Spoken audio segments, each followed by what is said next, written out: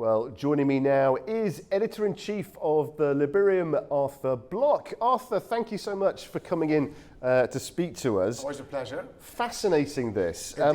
Both Trump and MBS spoke of Saudi Arabia possibly joining the Abraham Accords.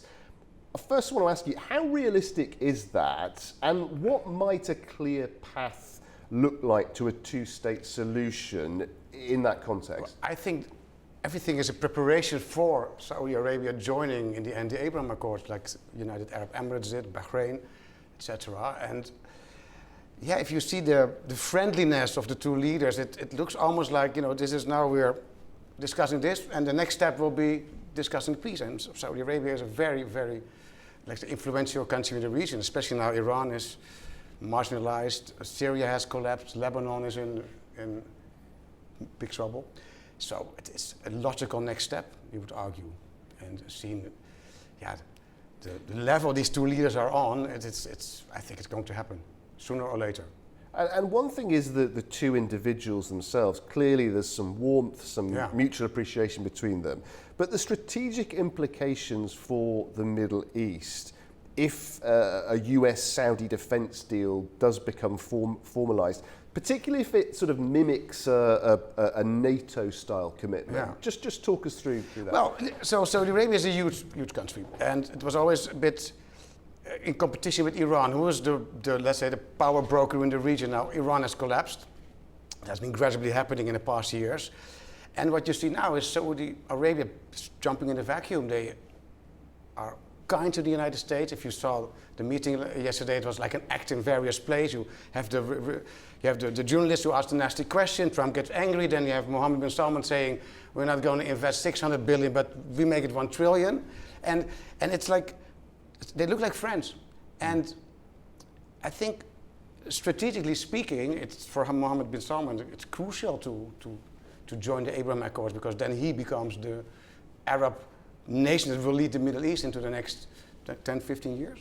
It's inevitable. What about Israel in all of this? The jet element, the F-35 jet deal, causing particular tensions with Israel? Well, I think it's a bit for the show as well. I mean, everything you see is happening for a reason. So, as you saw, all these countries being topics. You have, Lebanon, Syria, now you have Yemen still, there's a quarrel going on. And when this is resolved, then Mohammed bin Salman has a lot of strength to basically demand to the Israelis to listen. Now, if you want peace with us, then you have to give us something in return. And that return would be probably, if you follow him in the past years, a two-state solution, at least a path towards a two-state solution. And it can finally happen then. There's no more militias on the ground. Hamas is wiped out. Hezbollah is completely annihilated. And Syria is not an issue anymore. They have enough problems of their own. So I think it's going to happen. And I expect 6 months to a year before the end of Trump's term, so he can finally get that peace prize that he so eagerly wants to have. And like as you've touched on, so many of these grand announcements we see, there is an element, obviously, of theatre and an element of more sort of substantive detail.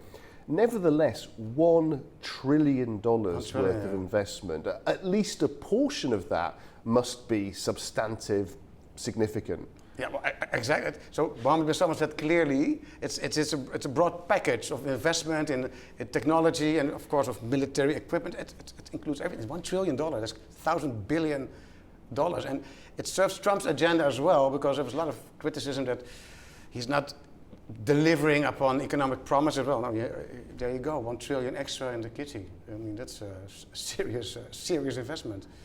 Serious indeed. And what sort of risks do you think come with something like that? I mean, there's a huge number of geopolitical sensitivities. I mean, we've touched on some of them. With an investment of that magnitude, what are the political risks, do you think?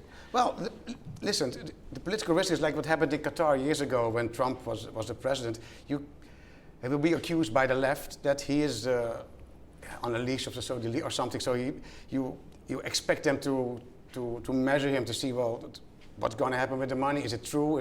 Where's it going to be invested? I mean, there's a lot of unclarity now. But when the Crown Prince of Saudi Arabia confirms such an amount, it's going to happen, and it's a thorn in the eye of the, let's say, the Democrats and the opposition that Trump is facing. You saw it yesterday in the press conference, nasty questions towards the Crown Prince, rude, I would say, even, despite the fact that as a journalist, you have the right to ask whatever you want to write, but as a first question to insult a member of the royal family like that, that's definitely not done. It's unprecedented almost. It was awkward and tense, wasn't it? You could feel that moment. And then Trump, of course, beautifully saying it's a fake news media again. So it's like, it's a show, basically. It's interesting to watch from, I've been a journalist for over 30 years, and it has never happened that there's an American president that has been so criticized as Trump is, but it has also never happened that there's a US president that delivers.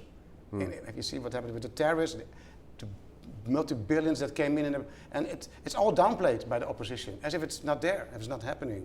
And now, if you have a confirmation of a Crown Prince that the money is coming, it will be quite hard for the opposition to make something out of that.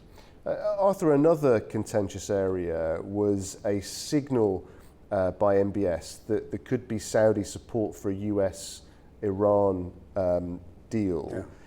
How significant is this? I mean, that is a pivot, isn't it? And how, what do you think that could mean in substantive terms? Is this mostly a kind of rhetorical bit of positioning, or should we read something more material into that? It's the start of a new era, basically. We had, for 40 years, a situation in the Middle East where it was sliced in half, basically. Even in a country like Lebanon, where I'm from, you had like the pro-Saudi, pro-Western side and the pro-Iranian Eastern, however you want to call it, but that's all vaporized now. So there needs to become a new, let's say, status quo. And this is slowly progressing now. You see, nothing can happen now if the Saudis are not on board.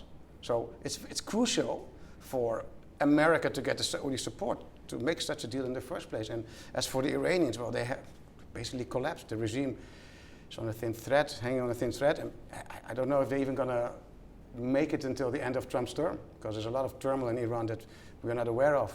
And it's a spectacular time to observe changing geopolitical changes in the region. And I expect there will be a deal, and I expect there will be peace between the Saudi Arabia and Israel, and it will create a whole new dimension in the Middle East. And it's beneficiary for all the countries around Israel and for Israel itself, because they have done a lot of harm. I mean, especially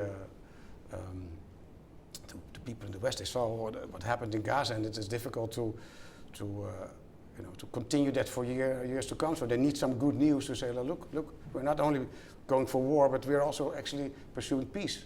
And I'm hopeful that it's coming into effect in the coming 2-3 years.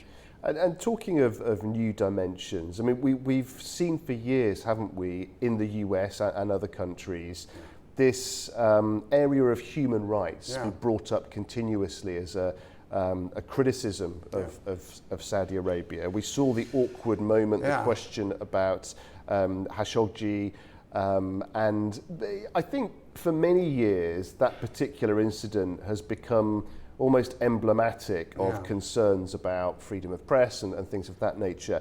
Do you think, has there been a sea change now? Do you think because of this positive relationship that MBS and his team have managed to allay some concerns in that area? Well, I found it remarkable that he took the microphone and he said to Trump, well, I'm going to answer this question myself. So Trump was basically tried to cover it up a little bit, and then Mohammed bin Salman said, well, let me answer it. And I found his answer quite, pragmatic. And he said, well, there's a lot of accusations that he was the one who, but I have not seen any proof. There has been reports in the radical left media in the US that he was behind it. Well, I didn't see the proof. And it's very easy, of course, to say, well, he's the one who authorized it. But Saudi Arabia is a massive country, a large security apparatus, and there's a lot of rogue individuals. There were even assassination attempts to. So it's easy to say he's the one who orchestrated it, but prove it. I have not seen the proof, and I don't think the reporter who asked the question saw any proof. She was just there to try to embarrass Trump and to ruin a bit of the good thing that they have going on. That's how I interpreted it.